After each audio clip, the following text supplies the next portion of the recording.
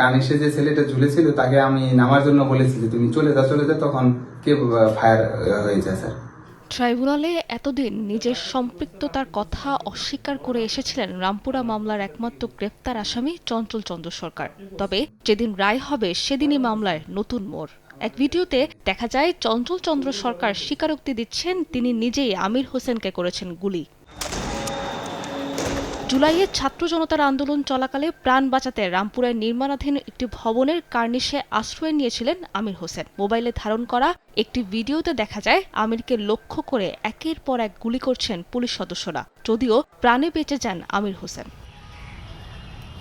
আমির হোসেনকে গুলি ও দুইজনকে হত্যার দায়ে মামলা হয় ট্রাইব্যুনালে। ৬ মাসের বিচারিক কার্যক্রম শেষে বুধবার এই মামলার রায় ঘোষণার তারিখ দেয়া হয়। শেষ মুহূর্তে এসে প্রসিকিউশন আদালতকে জানান তাদের হাতে এসেছে গুরুত্বপূর্ণ ফুটেজ, জানান রায় পেছানোর আবেদন।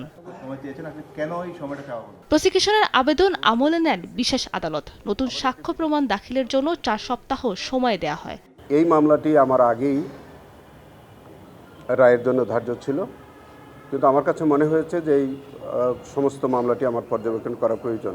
আমরা ৪ সপ্তাহ সময়ের কথা বলেছি। ডিফেন্সের আইনজীবী সময় চেয়েছেন, তারা আসলে তারা কি বলতে চান। রায়ের দিনে এসে কি এমন নতুন তথ্য প্রমাণ হাতে পেল প্রসিকিউশন, তাও জবাব দেন চিফ প্রসিকিউটর। বলেন আসামি চঞ্চল চন্দ্র সরকারের গুলি করার স্বীকারোক্তির ভিডিও ফুটেজ দাখিল করা হয়নি ট্রাইব্যুনালে। আমার নলেজে যেটা আসলো যে একটা ভিডিও রেকর্ডিং আছে যে আসামি চঞ্চল চন্দ্র সরকার, তার একটা এক্সট্রা জুডিশিয়াল কনফেশন আছে এবং তিনি সরাসরি স্বীকার করছেন যে কিভাবে তিনি গুলি করেছেন, কিভাবে কি করেছেন, কার নির্দেশে করেছেন, সমস্ত কিছু তিনি বলছেন। সেই ভিডিও রেকর্ডটা ইনঅ্যাডভার্টেন্টলি আমরা এটা এভিডেন্সে আনতে পারিনি। ট্রাইব্যুনালে চলমান জুলাই আগস্টের হত্যাযজ্ঞের একাধিক মামলা পুনর্তদন্তের কাজ চলছে বলেও জানান চিফ প্রসিকিউটর। সাবরিনা মজুমদার, সময় সংবাদ, ঢাকা।